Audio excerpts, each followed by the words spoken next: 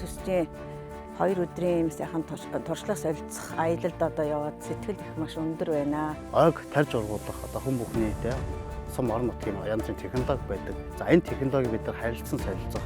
За мөн бид нар эндээс шинийг одоо туршиж, шинийг олж авах. За энийгээ сум орон нутагтаа болон хамтарч ажилладаг нөхөр мэргэжлийн байгууллагууд тайлбарлах ийм ажлууд зайлшгүй шаардлагатай байна. Зүгээр ингээд хагалцсан талбайч ингээд тэгшин байж штэ. Дугуй явахаар чинь тэр ингээд мөр гараад ирж байгаа байхгүй юу далан шиг юм гараад ирж байгаа.